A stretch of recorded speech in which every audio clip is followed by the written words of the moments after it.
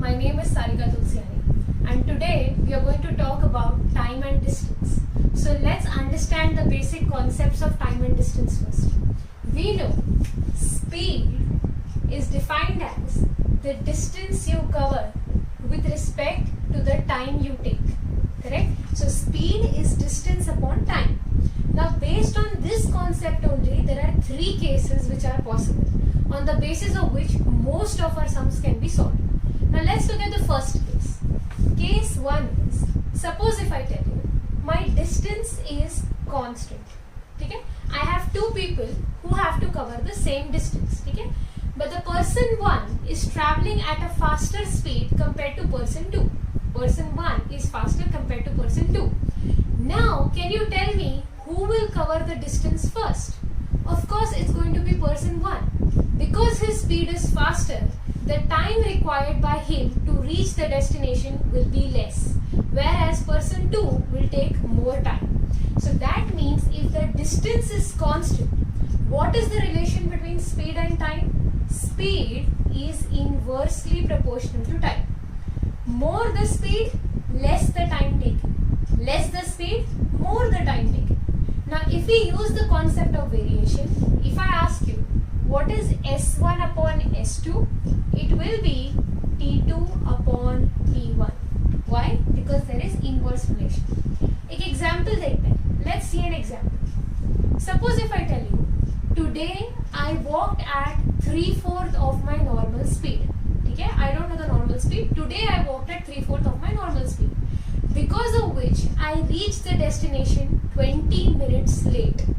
What is the normal time taken by me to reach the destination? Okay?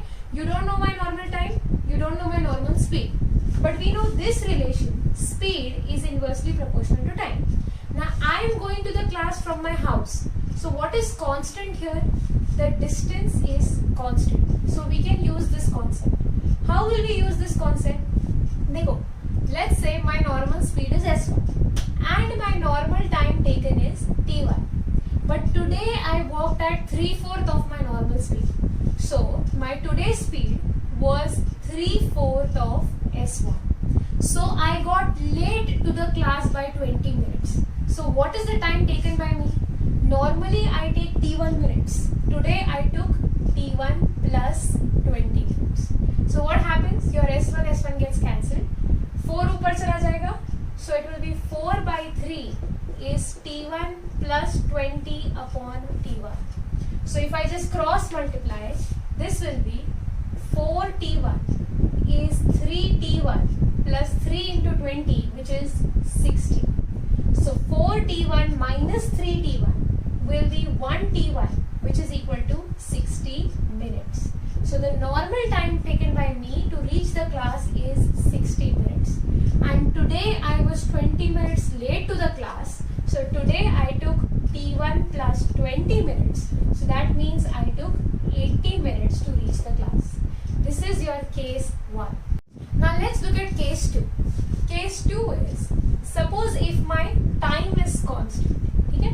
Two people are being given the same time. Now what will happen? Who will cover more distance? What is the relation between speed and distance if my time is constant? It is directly proportional. See, if I have more speed, I will cover more distance. If I have less speed, I will cover less distance, provided my time is constant. So speed is directly proportional to distance. So your S1 by S2 is equal to T1 by T2. Now let's look at the third case. The third case is, what if my speed is constant? Okay? What if the speed is constant? What is the relation between distance and time? Understand, two people are walking at the same speed. दो लोगों की speed same है. Who will cover more distance? Speed is the same. So the person who takes more time, the person who walks for more time will cover more distance, क्योंकि दोनों का speed तो same है. तो जो ज़्यादा time चलेगा वो ज़्यादा distance cover करेगा. So what is the relation between distance and time? They are directly proportional. See, we know S is D upon T. I'll take T on the other side. So this will become ST is equal to D. But my speed is constant. So my time is directly proportional to distance. So that means T1 by T2 is equal to D1 by D2. Most of your sums can be solved by using these concepts only. You just have to figure out what is constant in the problem, what is not constant, and accordingly make your ratios. Okay? Now the next topic is average speed. How do you calculate the average speed? It is calculated as the total distance covered. What is the total distance you are covering? Upon the total time taken. Okay? This is your formula for average speed. What is the total distance you are covering with respect to what is the total time you are taking? Generally, what do students do? If two speeds are given, let's say S1 and S2, they calculate average as S1 plus S2 upon 2. That is a very incorrect way of solving average speed. That is not how you calculate average speed. Because please understand, your average speed is dependent on the distance, also on the time you are taking to cover that distance. So it cannot be S1 plus S2 upon 2. Okay? However, let's consider a special case. Suppose if I tell you, what if the distance is constant? Okay? What if the distance is constant? Let's say I have two people, A and B. Okay? A is traveling at a speed of S1, B is traveling at a speed of S2. इन दोनों के बीच में जो distance है, that is D. ठीक है? A is covering D and coming here, B is covering D and coming here, and their speed is S1 and S2. My question is, what is the average speed of A and B together? How will you calculate? Now we know the formula for average speed. It is the total distance covered. Now what is the total distance covered here? A is covering D, B is covering D. So the total distance covered is 2D, not D. It is 2D. Okay? So total distance is 2D upon total time taken. Now I don't know the time of A, I don't know the time of B. But from the basic formula, can I say time will be distance upon speed? So A is covering a distance D at a speed of S1. B is covering a distance D at a speed of S2. So this is the time taken by A, this is the time taken by B. I want the total time, that will be time of A plus time of B. So when I rearrange this formula, your DD will get cancelled. So it will be 2 upon 1 by S1 plus 1 by S2.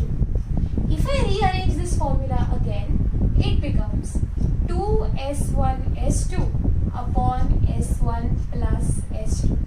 So this is my formula for average speed provided the distance is constant. If the distance is not constant, you will come back to your basic formula, total distance covered upon total time taken. You don't need to remember the derivation, just remember the formulas. Now let's look at the next concept. The next concept is relative speed. It is relative speed. Now what do you mean by the term relative? It is with respect to another body. So if I ask you what is the relative speed between two bodies, it is the speed of one body with respect to another body.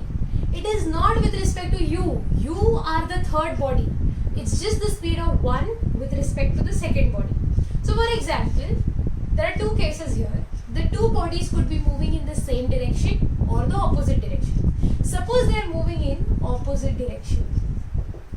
Okay? Let's say I have a person A traveling at a speed of S1 and a person B traveling at a speed of S2. I am asking you, what is the relative speed of A and B together? Now imagine, I have a person traveling at a speed of 10 meter per second, okay? And this body is moving at 15 meter per second. अभी एक second में क्या हुआ? इसने 10 meters cover किया, इसने 15 meter cover किया. तो total distance कितना कवर हुआ? 10 plus 15, which is 25 meters. So my total distance covered is 25 meters. So my relative speed becomes S1 plus S2. Because the two bodies are moving towards each other, the speed increases. Speed increases means what? The time taken is less. So when the two bodies move in opposite direction, that means you add the speeds. Okay? Now the second case is if the two bodies move in same direction. If they are moving in the same direction. Let's say this body travels at a speed of 10 meter per second. This body travels at a speed of 7 meter per second. They are moving in the same direction. Now I am asking you, what is the speed of one body with respect to another body? Not with respect to you. You are a third body. It's one with respect to another. अब देखो, इसने 10 meters cover किया 1 second में, इसने 7 meters cover किया, तो इसका speed कितना हुआ इसके respect में? That will be 10 minus 7, which is 3 meters per second. Because 10 and 7, so it's 10 minus 7, which is 3. So if two bodies, let's say A is traveling at a speed of S1, B is traveling at a speed of S2, I ask you the relative speed, it is the subtraction of the two speeds. So I'll write it as mod of S1 minus S2. We don't know which speed is more, so we'll just take the absolute difference, which is S1 minus S2. It will always be a positive sign. So if the two bodies move in the same direction, you are subtracting, opposite direction you are adding, and this is the logic behind it. Now let's look at the next concept, and a very popular concept, which is trains. Now the first question which can be asked is, what is the time taken by a train to cross a man or a pole? Now let's say I have a train of length L and my speed is ST. ST is the speed of the train. I have a person or a pole standing here. What is the time taken by the train to cross the man or the pole? Okay? What is the time taken? We know time is what? It is distance upon speed. Now in this case, I ask you what is the distance? Let's say I am a person. I have a train coming from here. What is the time taken by the train to cross me? I am stationary, but the train is taking how much time to cross me? In this case, what will be the distance? The distance will be the length of the train. Will you take the length of the man? No, because man is a very small object compared to the train. So the distance will only be the length of the train. And what will be the speed? The speed will be the speed at which the train is traveling. Train की speed पे चल रहा है. Because the man is stationary, तो उसका कोई speed नहीं है. So the speed will be ST, which is speed of the train. So this is my time taken. The next concept is, what is the time taken by the train to cross a platform? Let's say I have a train of length L, speed is ST, and the platform has a length of P. Okay? What is the time taken by the train to completely cross this platform? Again we know time is distance upon speed. What will be the distance here? The distance here will be the length of the train plus the length of the platform. Why? Because platform is a huge entity. You cannot skip this length. So that will be L plus P. And what will be the speed of the train? Sorry, what will be the speed here? It will be ST, which is speed of the train. Because of course the platform is not moving. So it will be ST. Now, the next is, what is the time taken by a train to cross another train? Now there are two cases here. The two trains can be moving in opposite direction or they can be moving in the same direction. Let's say they are moving in the opposite direction. So I have a train of length L1, speed S1, length L2, speed S2. What is the time taken? So time we know is distance upon speed again. What will be the distance here? Dekho, let's say this is length L1, this is length L2. I want the two trains to cross each other, right? So I want this to happen. ठीक है, ये L1 था, ये L2 था, हमको क्या चाहिए? We want this. So what are we doing? We are covering L1 also, we are covering L2 also. So the total distance covered will be L1 plus L2. And what is the speed? They are moving in opposite direction. So we will add the speed. So that will be S1 plus S2. So this is the total time taken if they move in opposite direction. Finally, what if the trains are moving in the same direction? Again we know time is distance upon speed. Let's talk about the speed first. The two bodies are moving in the same direction. What do? We subtract the speeds. So that will be S1 minus S2, mod value. Okay? S1 minus S2. What happens to the length? What happens to the distance? See, they were here. We want this to be we covered. We want they started moving in the same direction. Our final stage is this. What is this? This is L1 plus L2. So my distance will be L1 plus L2. See, we are already subtracting the speed. So don't subtract the length again. The length will get added. The speed is already subtracted. So this is how we solve the concept of trains. Now let's look at one final concept, which is boats and streams. Generally, a lot of people tend to get confused in this concept because हम trains का concept और boats and streams को mix कर देते हैं और फिर हमारे सारे solutions, सारे sums गलत हो जाते हैं. It's a very simple concept. It is different from trains, so don't mix the two up. Please understand, don't mix the two up. They are very different. Now let's say I'll give you a simple example. I have a stream, okay, and I have a boat. Let's say speed of the boat is SB, okay, and the stream is water. Water will flow always, so speed of water is SW. अब देखो, water will obviously flow down because it's a slope, so water will flow down. Boat may go down or it may go up depending upon where you want to go. उसी के basis पे there are two concepts which are formed. The first is called as the downstream speed. Okay, downstream speed. Now, as the name suggests, it has the word down. Means what? Water is flowing down. The boat will also go down, obviously, because I want to go downstream speed. Now, can I say this is relative speed?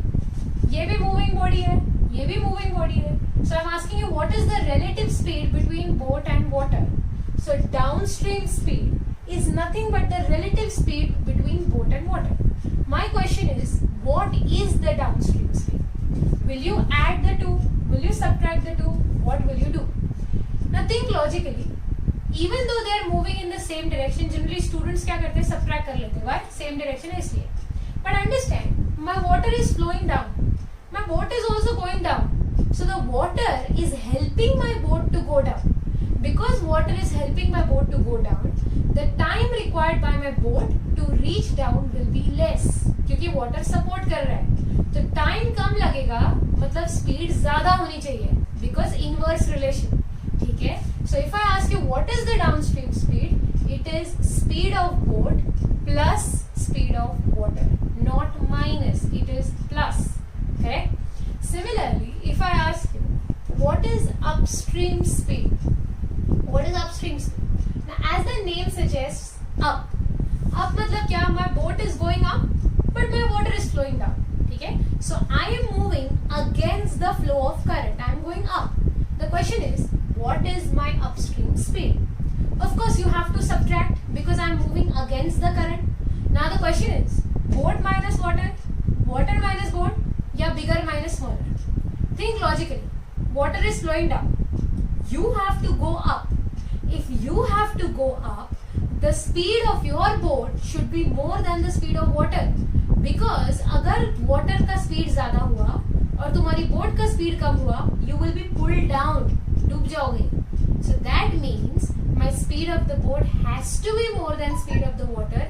Only then I will be able to reach up. ठीक है? So that means my upstream speed will always be boat minus water because the speed of the boat has to be more than water. Otherwise, it is not possible to reach up. सीधा ऊपर पहुंच जाएगी. Now, based on this only, they might ask you sums on escalators. Let's say I have an escalator. It's an ascending escalator. ठीक है? ऊपर जा रहा है. I have a person standing here. ठीक है? वो खुद भी ऊपर जा रहा है. So let's say speed of the person is SP, speed of the escalator is SE. Okay? They are both moving in the same direction. What do you think will happen if I ask you relative speed क्या होगा? They are moving in the same direction, but the escalator is helping the person to go up. Escalator help कर रहा है, तो person जो है ऊपर जल्दी पहुंच जाएगा. So your relative speed will be person plus escalator. But what if the person is here और उसको नीचे आना है? एस्केलेटर तो जा रहा है ऊपर, उसको आना है नीचे, उसको कुछ तूफानी करना है. So what will be the relative speed here? He is moving against the escalator. So the relative speed will be person minus escalator.